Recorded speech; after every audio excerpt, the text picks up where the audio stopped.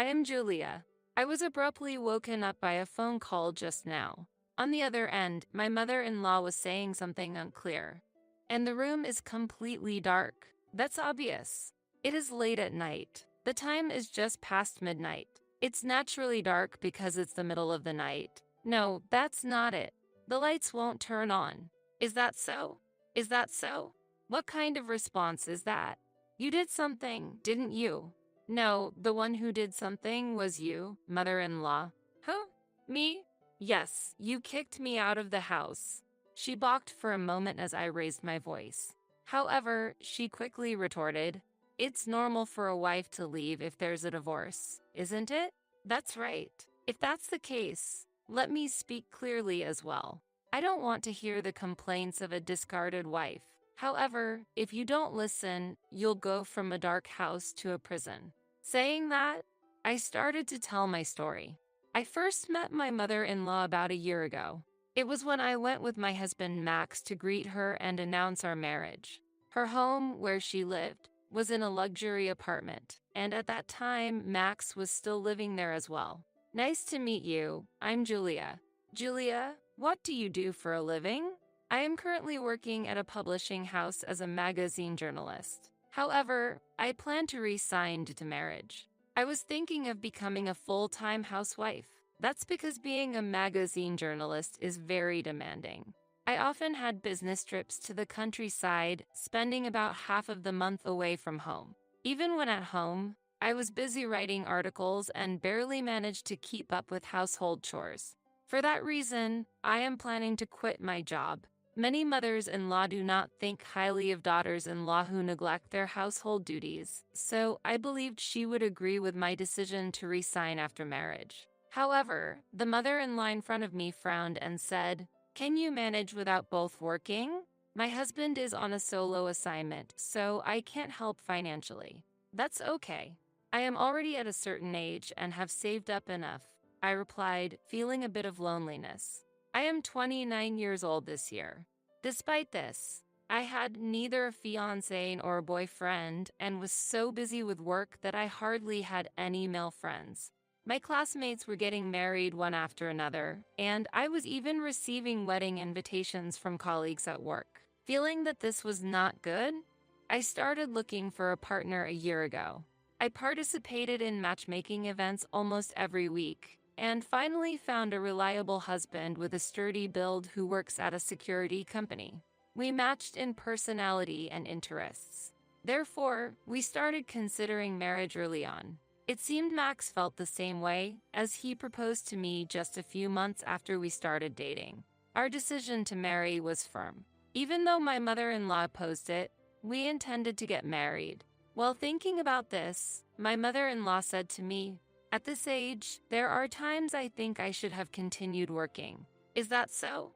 "Yes, so keep working. Don't have regrets." "Understood. I will continue working." Upon reflection, I felt there was some truth to her words. Thus, I decided to keep my job, and my mother-in-law also agreed to our marriage. Thus, we decided to get married. After submitting our marriage registration, I discussed with Max about our new home. Max was worried about his mother and wanted to live with her if possible. Having lived in his family home for a long time, he said it felt more settled. However, I was opposed. I wanted to avoid living with my mother-in-law at all costs. It might be one-sided, but I thought living together as daughter-in-law and mother-in-law could lead to trouble. I thought it would be better to live separately from the start to avoid any trouble. Max and I did not agree, and time passed by. Still, it was an issue that couldn't be ignored. As we continued discussing, Max made a suggestion. "Then, shall we ask my mother's opinion?" "Your mother's opinion?" "Yeah. Mom doesn't say anything wrong." At that moment, I was momentarily perplexed. Believing one's mother is always right is a typical characteristic of a mama's boy. Could it be, my husband is a mama's boy? If so, the mother-in-law would surely push for living together. I quickly said to Max, "Wait a moment. What? We are adults too, and relying on your mother is..." "Don't worry. It's not strange to listen to the advice of an elder." While saying this, Max dialed his mother's number. He was smiling brightly, and an indescribable atmosphere was floating around. Inside, I was panicking. Mom? Actually, Max explained the situation to his mother with a smile. Just when I thought it was over, Max's expression changed. Yeah, I understand. He ended the call looking dejected. What's wrong? When I asked, Max replied grumpily, she said we should rent an apartment together, just the two of us. Really? Why, you seem happy? Do I? I wanted to live with Mom. But your mother said you two should live by yourselves, right? Yeah, Max answered, clearly dissatisfied. In the end, it seemed he was not fully convinced. When I said I would pay the rent, Max reluctantly accepted. Thus, we somehow began our married life. Once we actually started living together, the joy was indescribable. We could fully enjoy our common hobby of watching movies without my mother-in-law interrupting. Also, when I was busy with work, Max actively helped with cooking and laundry. Before we got married, laundry would pile up, and I often relied on frozen meals. But having Max around meant I didn't have to worry about that anymore. He even came to greet me when I returned home. I was once again feeling how reassuring it was to have Max with me. One day, while feeling this happiness, I had to go on a business trip to Florida. I'll be gone for 5 days, but I'll try to come back as soon as possible, I told Max as I left the house. Since our newlywed life was so enjoyable, I couldn't wait to return and finish my assignments ahead of schedule. I wonder if he'll be surprised by just a one-day difference? Thinking this, I hurried home. When I opened the front door of the house, I could hear voices coming from the room. Max, the delicious food is ready. It was my mother-in-law's voice. I could also hear my husband's voice. Your cooking really is the best, Mom. Isn't it? Julia's cooking is a bit. Are you staying over tonight? Yes, I plan to. Hearing the cheerful conversation between my mother-in-law and husband made me a bit irritated. I'm certainly not good at cooking, but I didn't think I was completely incapable. Being criticized so openly made me angry. Usually, my husband never complained about me. This definitely sounded like something a mama's boy would say. I laughed self-deprecatingly and swung the living room door open with force. I'm home, I said loudly. At that moment, both my husband and mother-in-law jumped in surprise. Welcome back, Julia. You're early, my husband said to me, sounding frightened. I finished my work early. By the way, why is your mother here? She heard you were away and came to make dinner specially. And she's staying over? Well, my husband stuttered. Looking at my mother-in-law, she hurriedly began to clean up. Mother-in-law, are you staying over? I really want to, but wouldn't I be in the way? Yes, you would, I answered, just as my husband raised his voice. How could she be in the way? She's my mother, and even though by marriage, she's your mother too, Julia. But we are newlyweds. So what if we are? What does that have to do with anything? My husband stood up and shouted. Overwhelmed by his attitude, I fell silent. Feeling he had gained the upper hand, my husband said, Mom, you're staying over tonight, right? Is that okay? It's fine. Then, I'll stay over. My mother-in-law answered with a broad smile. Seeing her face, I couldn't utter a word. At this moment, it seemed my role was cemented. Since that day, my mother-in-law began staying at our house frequently. Effectively, I was placed at the bottom of the household hierarchy. When I told my husband I would be late from work, he casually said, It's okay. I'll have Mom come over. What will your mother do when she comes?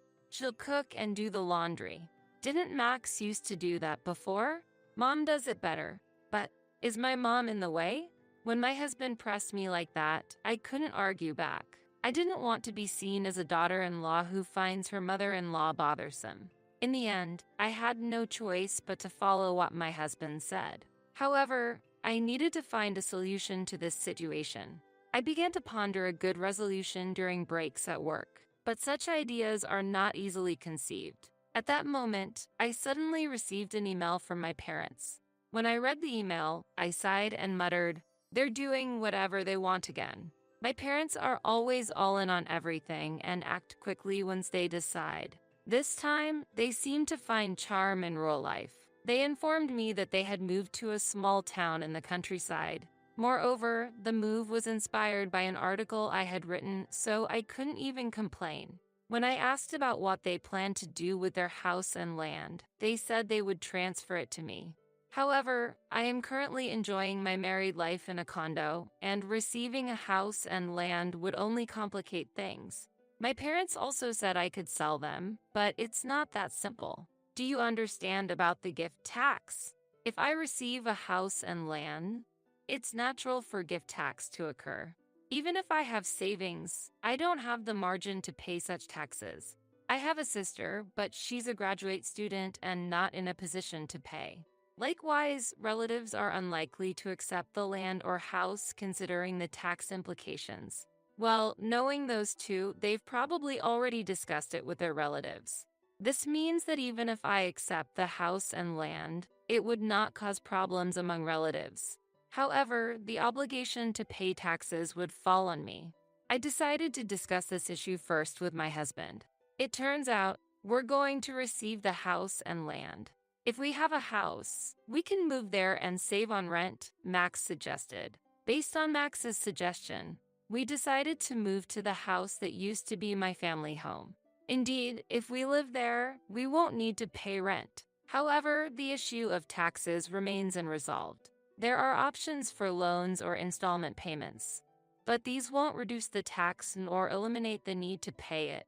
In the end, I'll probably be the one paying. I also considered selling the house and land. I haven't decided whether to sell yet, but I've requested an appraisal for now. Then, the night we finished moving into my childhood home, my mother-in-law suddenly came to our house. Oh, what a lovely home. Yes, this was originally my family home. It's been beautifully renovated, hasn't it? My mother-in-law looked around happily. I felt somewhat uneasy. What brings you here today?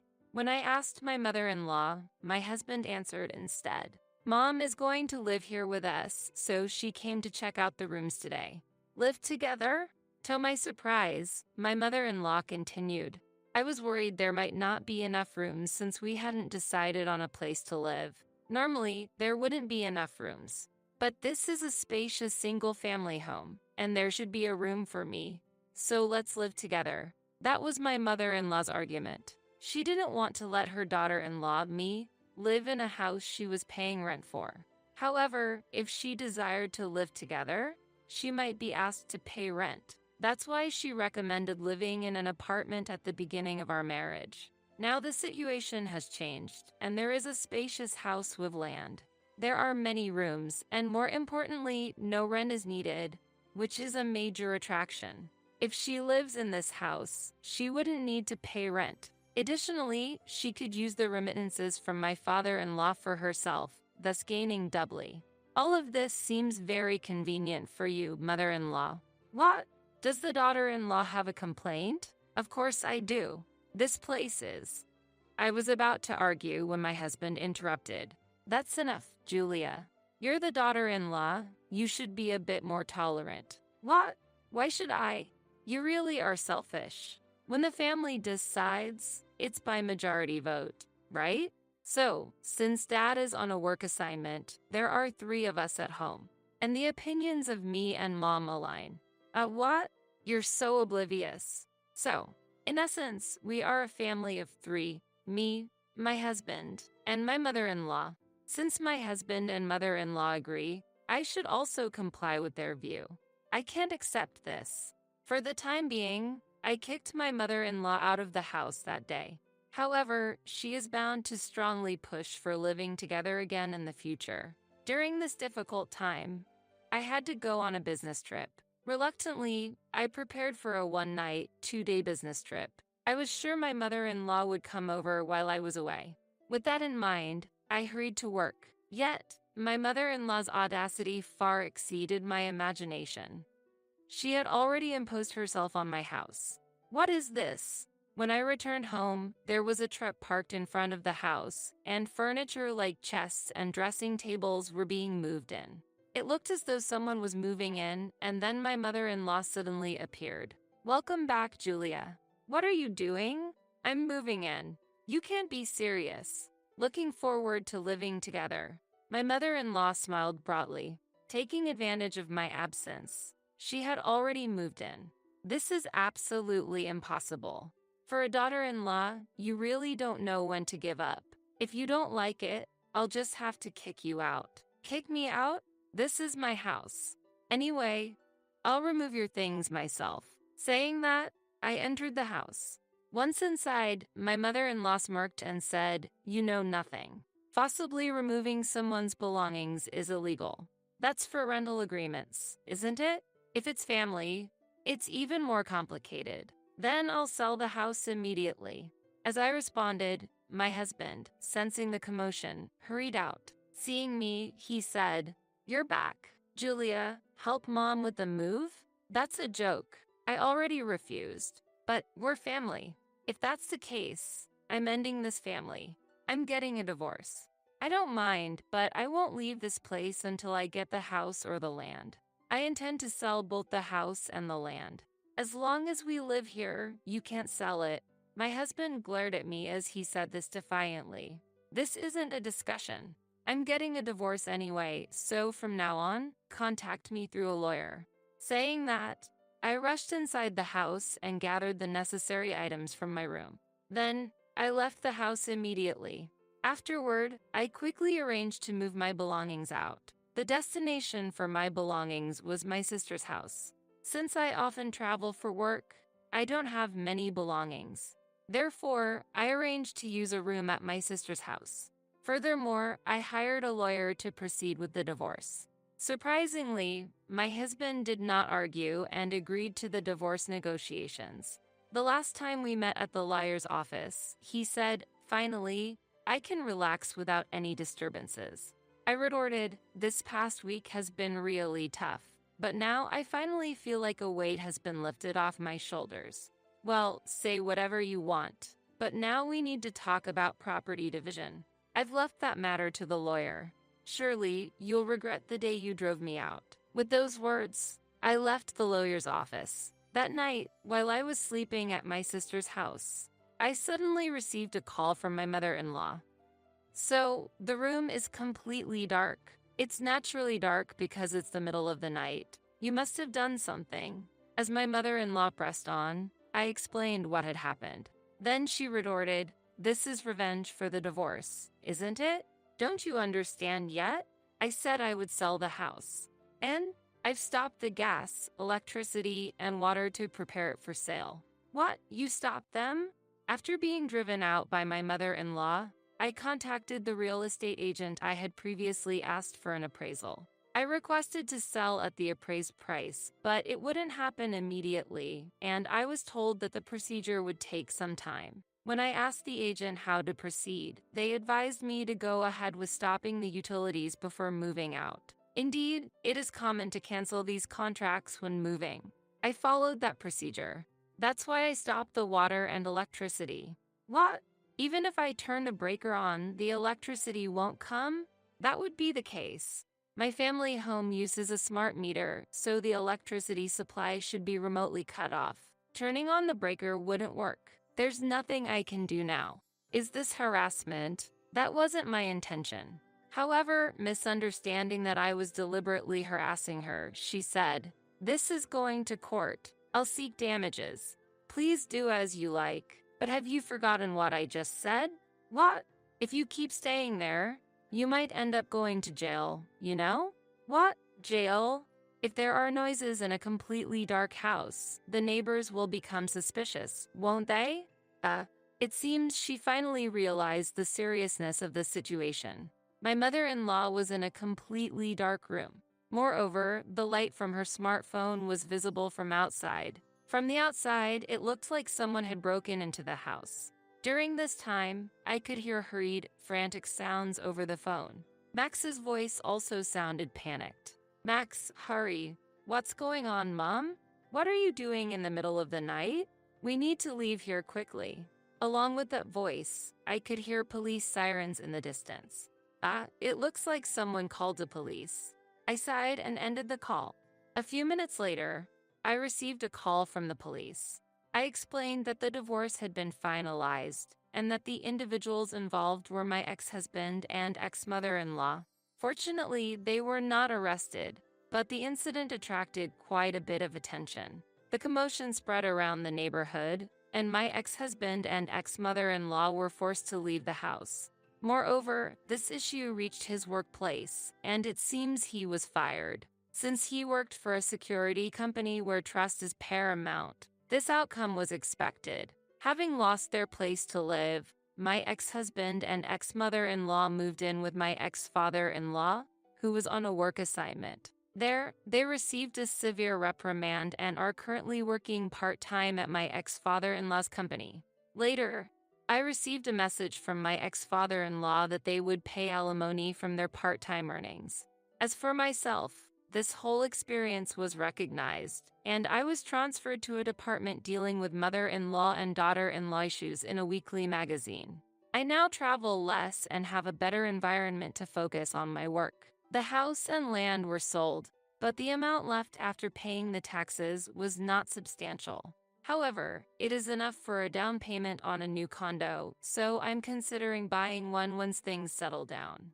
In the future, I hope to live there with a new partner, and for that reason, I am actively participating in matchmaking activities again.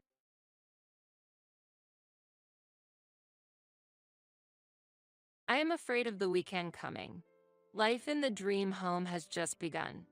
Currently, we are hosting a party every week at our home to welcome my in-laws. My wishes are not reflected, and my time for rest is being cut short. At the party, I am made to work as hands and feet for my in-laws. My spouse and I have been married for 3 years, working together. In the early days of our marriage, we lived in a 2-room rental apartment. Hey, shall we start building our own house soon? Yes, I also want to live in our own house. Buying a house was a big investment. I supported my husband, who is loose with money, and worked hard on saving and budgeting. Finally, we were able to see the possibility of buying our own house and started looking for a property. How's the property search going? There's so much to decide, nothing has been finalized yet. I spent my holidays on property searches, and fatigue accumulated. Hey, could you help out a bit? I can't, I have work. You're really not reliable. Oh, right. How about searching with my parents? Why? I don't want to bother your parents. It's fine. My parents are also concerned. What do you mean? Well, it's all right. It's all right. Although I was concerned about my husband's hesitant talk, honestly, I was not good at getting along with my in-laws and preferred to avoid spending time together. Despite this, contrary to my expectations, I was contacted by my in-laws right away. Hey, have you decided on the new house? I was thinking of asking a construction company run by my friend. No, we want to decide on the new house by ourselves. Despite my indirect refusal, a few days later, I heard from a contact about a very good piece of land. I heard the construction company hasn't contacted you. Did you make sure to contact them? Before I knew it, plans were underway to build a house on a piece of land I didn't know about, by a construction company I didn't even know. Actually, we want to decide everything by ourselves. Oh, my son said he wants us to take care of it. Make sure all the appliances are fully electric. The intervention by my in-laws became stronger day by day. I asked my husband to ask his parents to stop interfering. Why can't you accept my parents' suggestions? I want to hear your thoughts. It's noisy. Just take my parents' opinions as mine. How can you say that?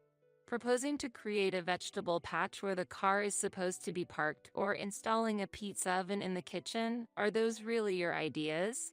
After such exchanges, one day came just before the construction was to start.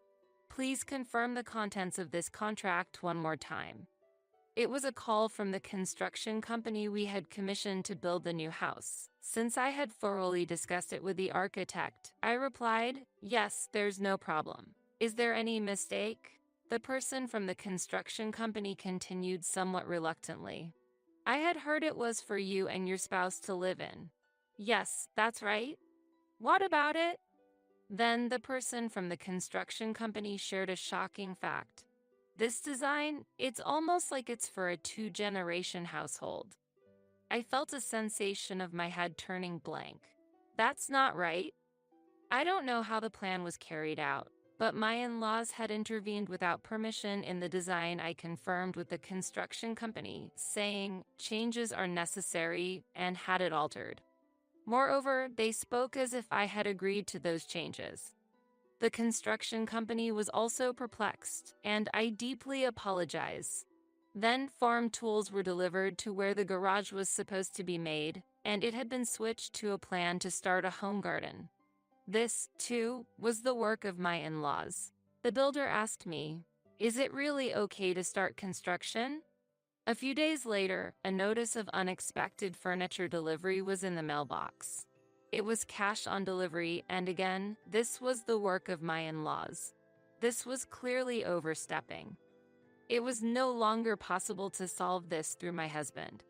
I reached my limit of patience and appealed directly to my in-laws. "Father, mother, please stop acting on your own. Why is it bad? It's wrong for you to interfere in the house we will live in." "What? Our house?" Incredibly, it seemed my in-laws had assumed we would be living together. I hurriedly contacted my husband. "Your parents have a big misunderstanding." "What do you mean?" "They think they will live in our new house with us." Oh, that conversation. My heart chilled at my husband's calm reaction. I couldn't believe it. "I think that's the best idea." "What are you talking about?" "I haven't heard anything about this." "Well, I'm telling you now. That should be enough." Unbelievable. I absolutely oppose it. Wait a minute. This is about my parents. Why do you oppose it? It seemed my husband had no doubts about living with his parents. On the other hand, he pressed as if to blame me for my opposition. "Can't you, as a wife, get along with my parents?" But the design was changed without my consent. "Well, the elderly like to meddle. It's from goodwill." "That's not possible. There's no trust between me, you, and your parents. We can build that trust from now on. The problem is now. I can't live with people I can't trust. You're being too sensitive." "Then, we should cancel the new house plan. Stop the construction. Let's calm down." My firm opposition led to the cancellation of the plan to live with my in-laws. Doubts about my husband remained unresolved, and it seemed he was also dissatisfied with me. Amidst this, our new house was finally completed. I felt positive for the first time in a while about deepening our family bonds while cooperating with my husband in this house. On moving day, when we had settled the luggage, my husband broached an important topic.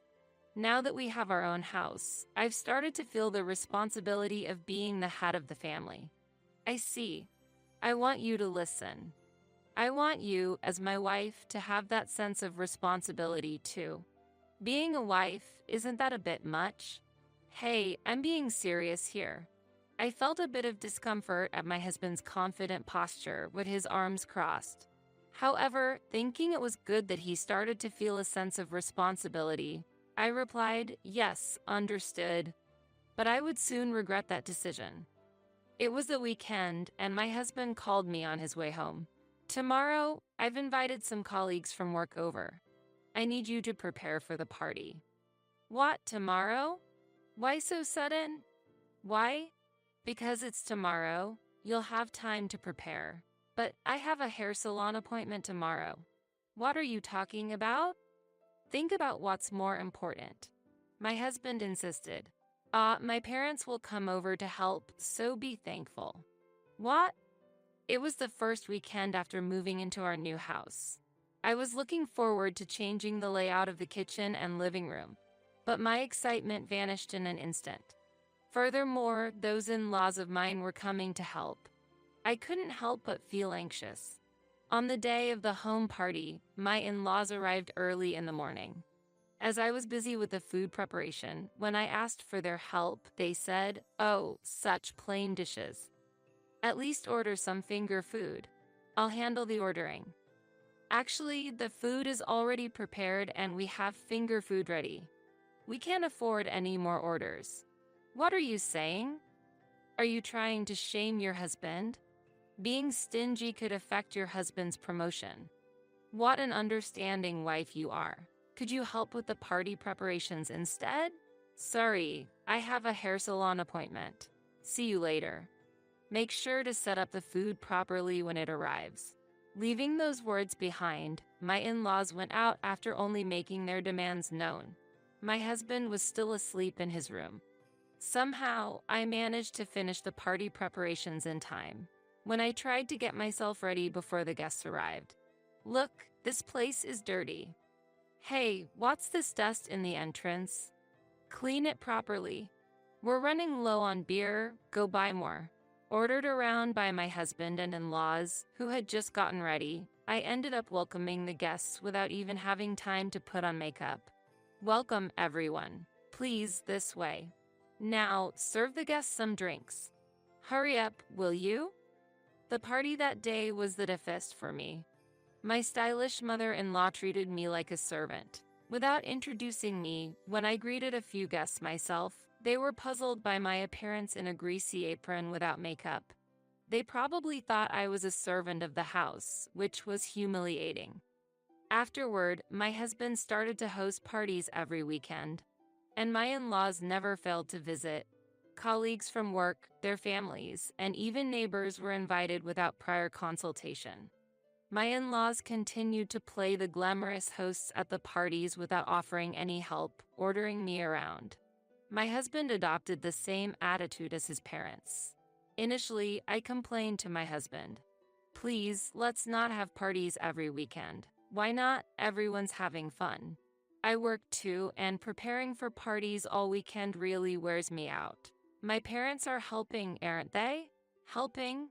You call that helping? It's because you can't handle the guests that my parents are stepping in. All your parents do is eat and talk without preparing or cleaning up. What do you mean? There's no need to talk about my parents like that. But it's true. First of all, it's because you refuse to live with them that my parents have to come from far away. I sighed internally at this exchange. My husband always brought up the fact that I had refused to live with his parents whenever I objected to something. He continued to argue that since I had accepted his requests, I should also listen to his desires.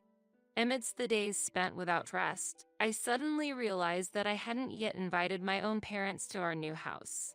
So, I proposed, I want to skip the party this weekend and invite my parents over. What are you talking about? No, I object. Object?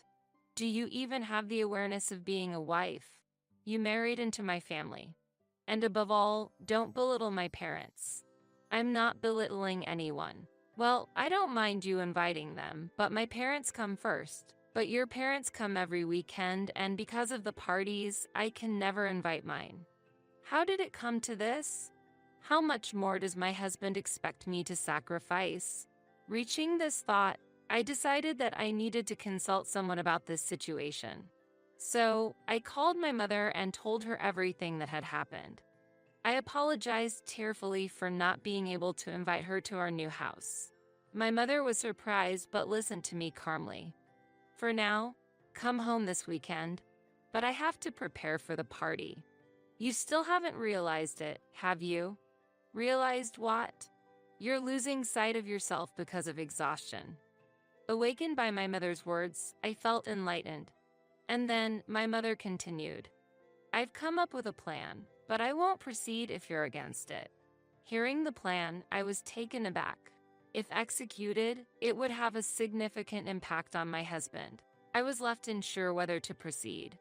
Talk to him one more time, then decide.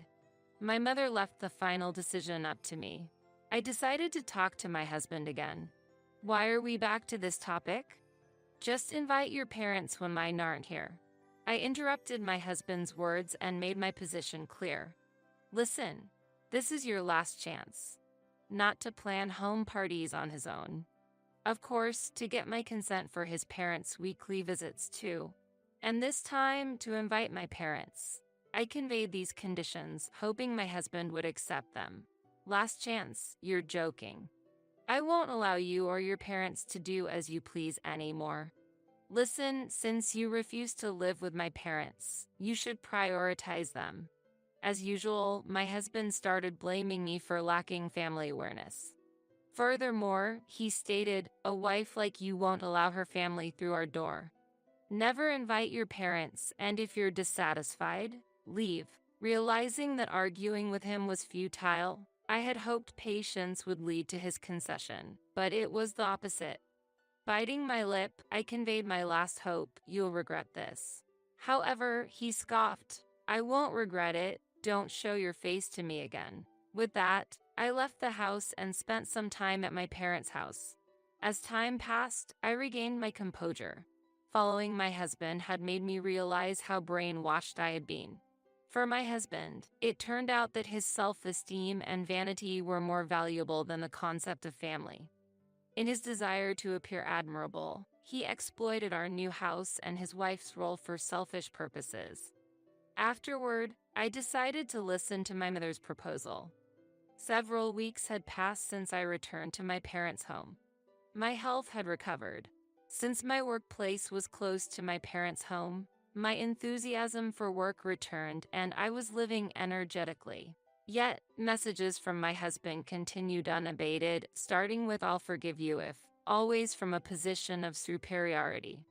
He was always concerned about the preparations for the home parties. Lately, the gatherings we planned at our house were canceled. It's your fault. My position at work is getting worse because of this. How will you take responsibility? Think a little.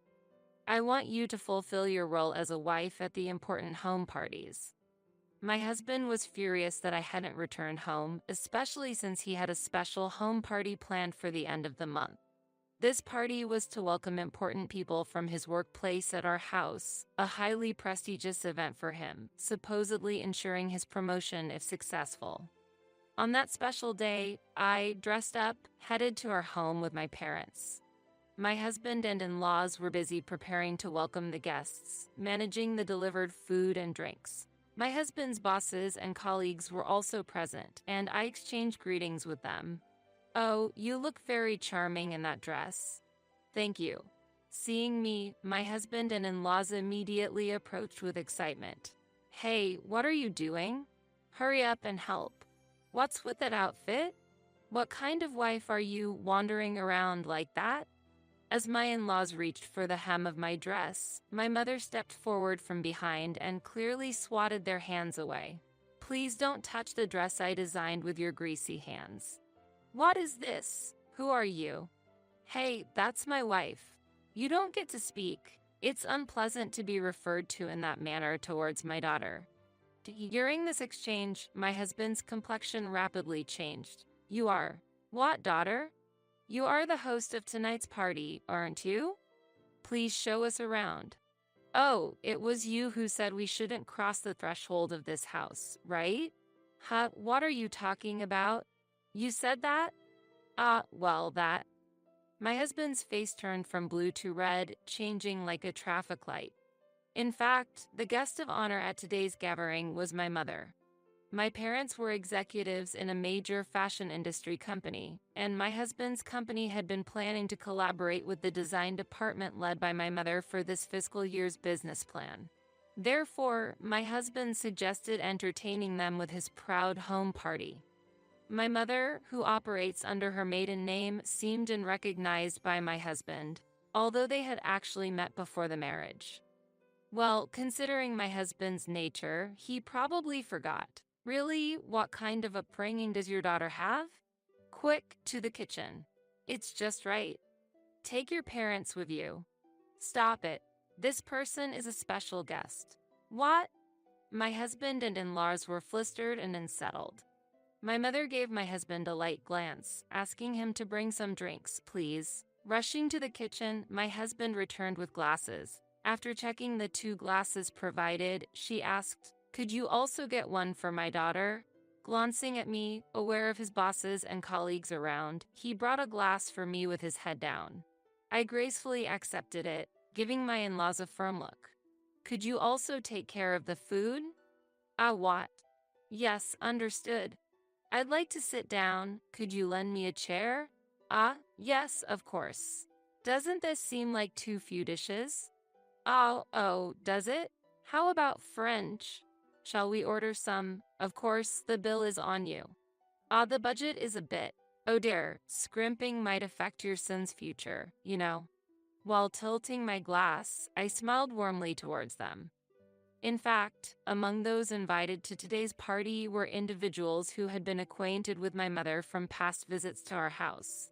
And it seems they had relayed to my mother the cold treatment I received from my husband and in-laws at a previous home party. Dressed in a shabby apron, looking nothing like the lady of the house, I only realized she was your daughter when we exchanged greetings. She seemed very tired. My weakness had caused concern for my mother. Though I've regained my spirit now, that difficult period had weighed heavily on my heart.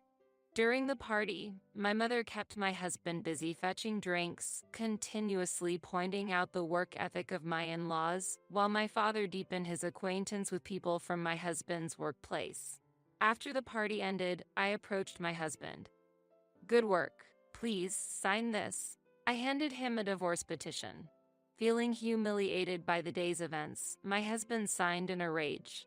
Although my in-laws tried to stop him, my husband was resolute. There, it's over. Don't ever show up in front of me again.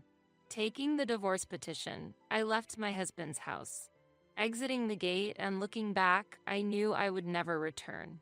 Thus, I bid farewell to the dream home I once longed for. The house had changed my husband's character completely, and I had nearly lost myself in the process. My attachment to this house had already vanished. Leaving the home party behind felt liberating. Afterward, I focused on my work, trying to forget the unpleasant memories of the past. With the divorce, being freed from the mortgage payments of my husband's house and the expenses related to the parties, I found financial relief. I started a new life in a rented apartment, away from my parents' home. My ex-husband was transferred to another region by his company, seemingly seen as a liability in the business dealings involving my mother. Moving to a new place, my ex-husband could no longer live in the previous house.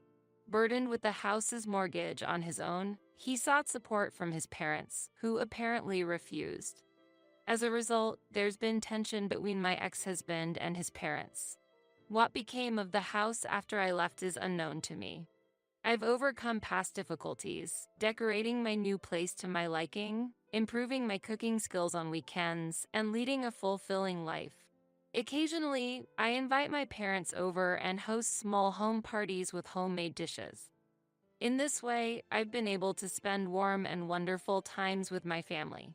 Moving forward, I plan to cherish my parents and live with gratitude for each